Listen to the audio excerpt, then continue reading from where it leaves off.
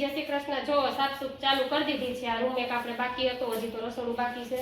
ઘઉં અહીંયા સાફ કર્યા હોય ને એટલે હું આખો રૂમ ભરાઈ રહ્યો હોય એટલે આ રૂમ વારવાની ચાલુ કરી દીધો છે. તો આ પપ્પાએ બધું વારી રાખ્યું છે, પોતા થઈ ગયા છે. બપોર પછી આ રૂમ ધોવાનો છે, પછી આ સોફાના કવર બવર બધું પલાળી દેવું એટલે આ બધું પછી ધોવાઈ જાય. અને બા બેઠા બેઠા બધું એમાં ઓલું હોય ને લૂણે છે. જો બા બાવડીનું સ્ટે ઓલું હોય છે, ઓલું બાવડીમાં આવે મોકલી ગઈ ને હવે એમાં જો ઓલું સ્કોપીસ ને એવું બધું હોય ને એ લૂહે છે એટલે આ બધું મુકાઈ જાય. અને જો એ પ્રકૃતિબેન નાના હતા ત્યારના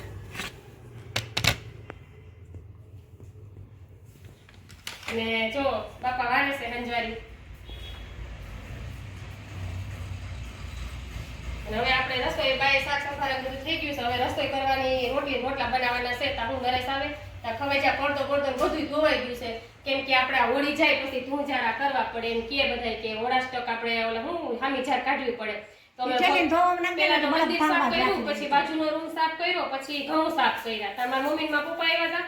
હવે આ હોલ સાફ કરી નાખીએ. પછી હું આપણે હવે રસોડું ને હજી ઉપરનો રૂમ ને બાકી છે ધીમે ધીમે કર્યા રાખશું.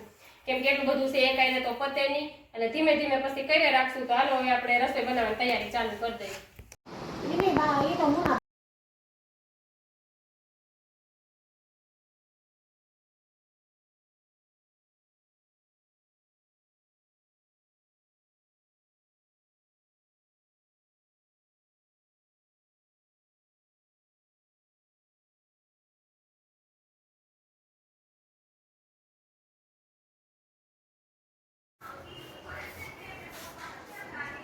ઉભી રે, આજ પ્રકૃતિબેનનો વારો છો રસોઈ.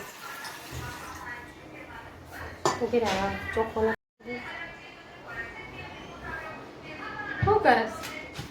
આજે એના પપ્પાની જગ્યાએ પ્રકૃતિને લીધી છે સાંજની રસોઈમાં. શું કરસ? રીંગણા સુધારું. રીંગણાનું શાક બનાવવાનું છે તો રીંગણા સુધારે છે. જો સ્પીડ રાખવાની. ફટાફટી જવું જોઈએ. જો બેન રીંગણા સુધારે છે. જો પાણી રાખ્યું છે, 3 રીંગણા સુધારવાના છે. જો આજે આપણે રૂમ સાફ કરતા હતા ને તો રૂમ સાફ તો થઈ ગયો છે સરસથી ચોખ્ખો, એક આખો હોલ સાફ થઈ ગયો છે. તો રસોઈ કરવાની તૈયારી કરીએ છીએ. તો રસોઈ કરવામાં જો પ્રકૃતિબેન આજે રીંગણાનું શાક વઘારવાના છે. રીંગણા સુધારવા વળગાડી દીધા છે કેમ કે દીકરીની જાય છે, આપણે બધું શીખવાડવું પડે. કા શાક હું નહીં શાક વઘારતા, સંભારો વઘારતા, રોટલી કરતા, રોટલા કરતા બધું શીખવાડવું પડે. અને પછી જો એમાં ટમેટું ખમણવાનું છે અને સરસથી હું લસણ ખોલી નાખું.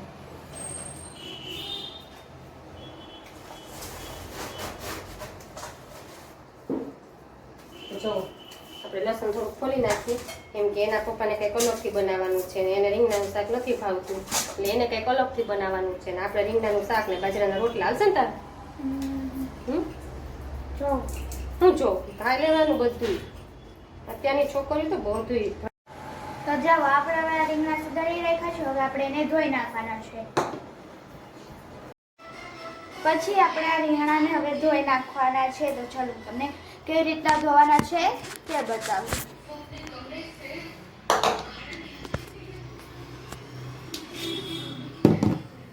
આપણાને આ રીંગણાને ધોઈ નાખવાના છે. હવે આપણે એક આ લઈ લેવાનું. તો હું તમને હવે ધોઈને બતાવું. હવે આપણે આમાં પાણી ભરી લીધું છે એટલે હવે એને આપણે આ રીતના સરસથી ચોખ્ખા કરી લેશું. આ રીતના હાથ ઉમેરી આમ કરી નાખીએ ને એટલે આપણો બધાનો કચરો છે તે નીકળી જશે. હવે આપણે આને પાણી નીકાળી લેશું. તો હવે આપણે પાણી નીકાળવામાં આપણે આ જારી જોશે. જારીમાં આપણે આ નાખી દઈશું.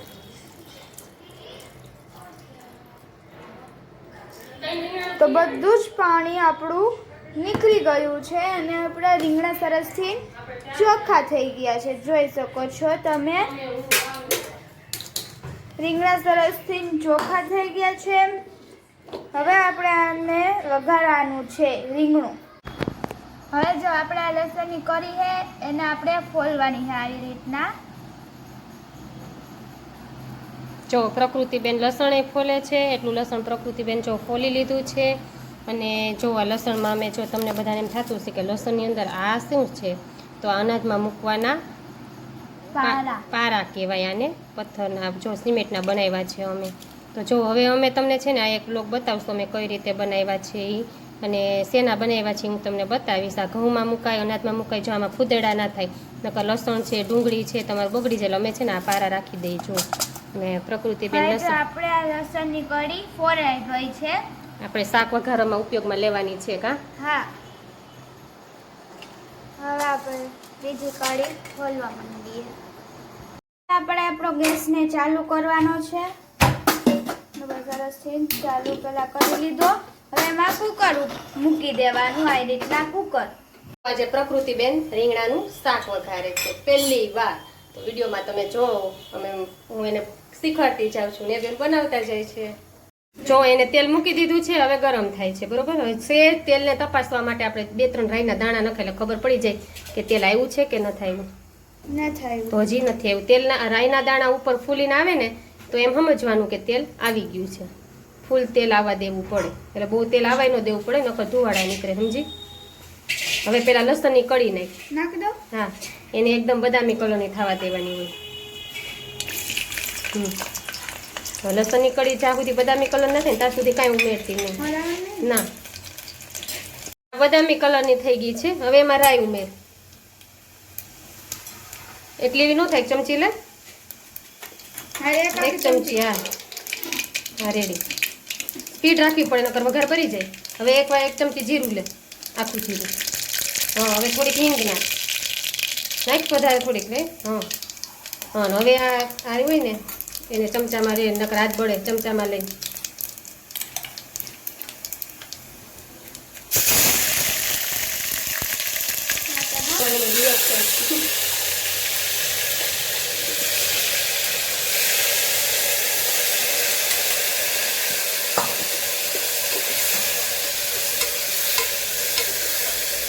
એકદમ એમાં ચડવા દેવાનું તેલમાં.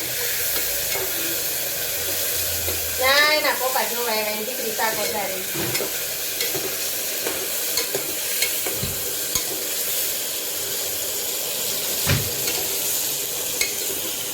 આ શું કરે છે? મમરાની ચટણી બનાવો. જો ગાંઠિયા પલાળ્યા. જો એની છોકરી શાક વઘારે, એના પપ્પા ચટણી બનાવે. મમરા રે ચટણી ખાવાની. હો વાહ ભાઈ છે ને, તેલમાં રહેવા દે ને એટલે એકદમ મીઠું શાક થાય. ત્યાર પછી ચટણી ન ખાય, મીઠું ન ખાય, ત્યાર પછી થોડી વાર હજી રહેવા દે, હલાઈ રહે. જો પ્રકૃતિબેને શાક વઘાર્યું. હો શું કેવું, શીખવું પડે ને. ક્યારેક મમ્મી બહાર ગઈ હોય, મને તો આવડતું હતું, ત્યારે કામ લાગે.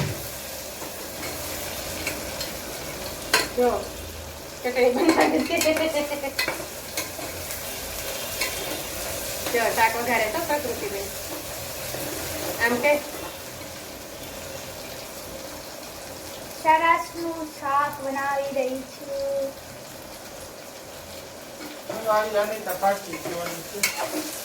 આ તો મારી ગાડી કરે. આ છે ને ચોડાની મારી મમ્મી જામફળ વાળી સોડા મારે.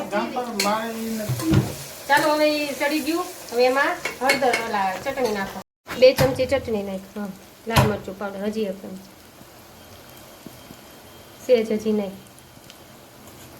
રેડી. પાવડર તારો તો ચપટો એવો છે. વધારે ફેર સાણા જીરું હોય. હવે નિમક નહીં. ખાસ કરીને નિમકનું જોવાનું, વધારે ન પડવું જોઈએ, ઓછું ન થવું જોઈએ. એટલામાં નિમક થાય. નાખ હજી ખારું ન થાય. હવે તમે નાખો. ચાલો, નિમક એડ થઈ ગયું છે. હવે સરસ હલાવી નાખ પાછું. હા, થોડુંક અમથું શાક થયું, રસો તો બધું બળ્યું છે. પણ હવે આપણે આમાં પાણી હોય, આમાં આપણે પાણી નાખવાનું હોય. પણ આ રાઈ ફૂટે ને ભરવા માંડ્યું બધું. લ્યો, એ રસોઈ કરવી થયેલી છે. બાપ દીકરી ખાવાનું તરત કહી દેવું બધે. કરો તો ખબર પડે કેમ થાય છે. તો હવે આપણે આમાં નાખી દેવાનું છે પાણી. અડધો કળશો હોય એટલું પાણી નાખી દેવાનું ને ગેસની ફ્લેમ થોડીક વધારી દેવાની. પછી આપણે હવે આપણે આની કુકરનું ઢાંકણું આપણે દઈ દેવાનું સરસથી. હવે આપણે કુકરનું ઢાંકણું દઈ દીધું છે. સીટી થાય ચાલો ગણ આપણે રાખવાનું. હવે કરી નાખીશ રોટલા. હા, હું નહીં કરું, તું રોટલા. જો આ એના પપ્પાએ શું બનાવ્યું? એક જ નંબર હોય આપણે. એને એક નંબર જ હોય. જો તમે નક્કી કરો કે આ શું બનતું હશે. જો ગાંઠિયા પલાળ્યા છે, ફાફડી ગાંઠિયા પલાળ્યા છે. જોઈ હવે શું બને છે. જો આ મરચાનું કરે છે. શું કરે છો? મમરાની ચટણી. મમરાની ચટણી બનાવે છે. તો જો ખાંડે છે દેશી ખાંડણી. કાંઈ ઘટે? કાંઈ ન ઘટે. ઘટે તો શું ઘટે? માવો ઘટે. જિંદગી ઘટે. જો બાપ દીકરી બે રસોઈ કરી છે ને આપણે તો આરામ વારી જ છે. અમે માંદીશું ને મજા નથી મળતી. હો એવું નો માંગાય. માંદા હોય તો એમ કહેવાય મને સારું થઈ ગયું તો તમને આગળ જાઓ. પૈસા હોય ને એમ કેમ પૈસા નથી તો પૈસા ભગવાન એમ ત્યાં ને પૈસા નથી હાવ લઈ લુકા કરતી. એટલે હોય એમાં ન હોય તેમ કેવું છે. ન હોય તો એમ કહેવાય. હું તો સાચી સલાહ દઉં. ભગવાન પાસે એવું માગું એવું જડે. સારું મગાય કા તબિયત સારી હોય તો સારું જ કહેવાય. તબિયત બગડી ગયેલી હોય ને તો એમ કહેવાય સારું થઈ ગયું. તો કોઈ માને નહીં પછી કામ કરાવે એટલે મારે કેવું પડે તમારે જેવા કામ કરાવે. અમે ગાંડા થી ગાયો તો બાઈ દીધી. ખાઈ પીને ફ્રી થઈ ગયા છીએ. તો તમને મારા વિડીયો કેવો લાગે છે તે જરૂરથી જણાવજો. બસ આવા નવા વિડીયો જોવા માટે તમે મારી ચેનલને લાઈક અને સબસ્ક્રાઈબ જરૂરથી કરી દેજો. તો ચાલો હવે આપણે આવતીકાલે મળશું કંઈક નવા વિડીયોમાં કંઈક નવી વસ્તુ સાથે. તો જય માતાજી, જય શ્રી કૃષ્ણ બધા મારા ફેમિલીને. Bye bye.